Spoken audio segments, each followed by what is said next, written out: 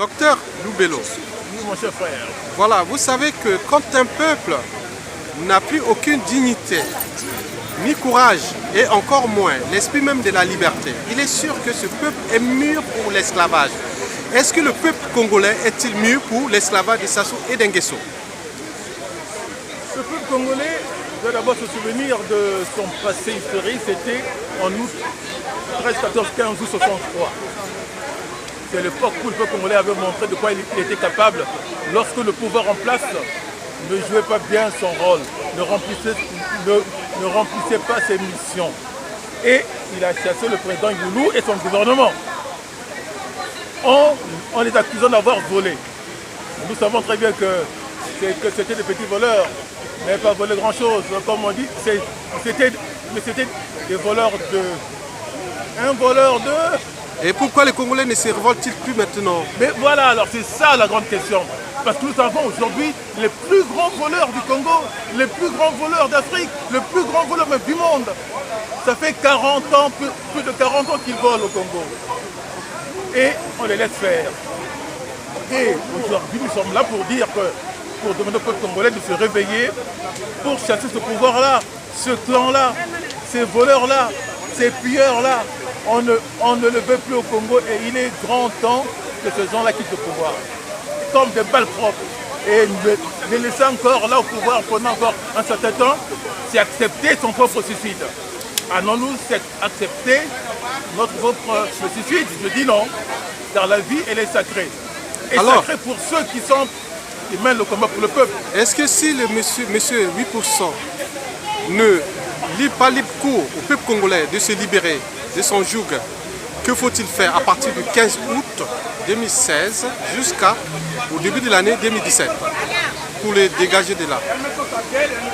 Il faut se réveiller comme un seul homme, hein. C'est maintenant ou jamais. Et ce mois d'août 2016, après la mascarade électorale, qu'il a d'ailleurs perdu, puisque M. Sassou est appelé par nous le vainqueur de ce 8%. Il ne représente que 8%. Et le peuple congolais représente 92%. Donc nous sommes majoritaires, donc il faut le faire partir maintenant. Monsieur le docteur Loubelo, Oui. on vous connaît parce que vous étiez parmi les premiers à faire l'image sur le général Mokoko. Je pense que l'image est connue des réseaux images sur YouTube. Tout à fait. Mais dans quelles conditions vous aviez fait organiser ou enregistrer cette vidéo? C'était dans quel contexte, dans quel cadre? Alors, le général... Et date de quand? Oui, le général Mokoko c'était un ami.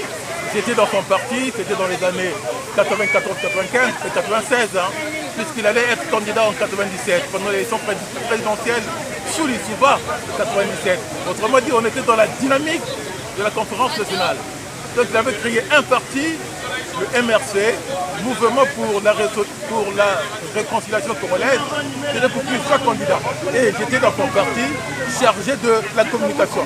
Donc on était prêts pour mener ce combat-là, pour gagner l'élection présidentielle. Malheureusement, le démon Sassou, qui avait perdu l'élection contre l'Issouba, avait préparé un coup fatal. C'était le coup d'État du 5 juin 1997. Et depuis là, le pays est dans un chaos mais permanent. Bon. Alors, mon général Mokoko, aujourd'hui, qui est prisonnier illégal de Sassou, parce qu'il a gagné cette élection et que Sassou a gardé contre lui une dent énorme, une dent vraiment d'éléphant. Mais nous ferons tout pour le libérer et nous ferons tout pour que Sassou le paye.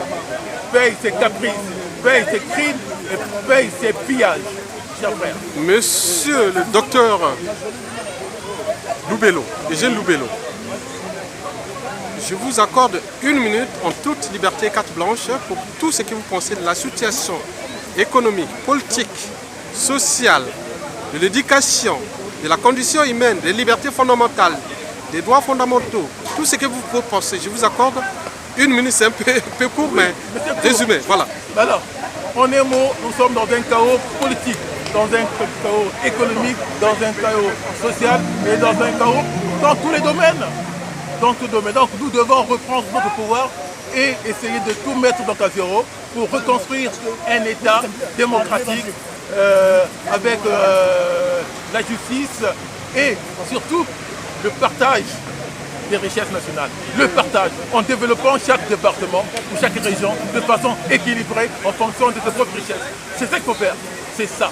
Sans ça, le Congo est appelé donc à disparaître. Mais nous disons, nous qui sommes ici, le Congo ne va pas disparaître parce que ça est au pouvoir de son clan. Nous devons le chasser maintenant ou jamais, chers frères. Bon, je vous remercie, mon cher intellectuel et scientifique, En tout cas, merci bien. le docteur Eugène Loubello. Je vous remercie. Merci bien, mon cher Au frère. revoir.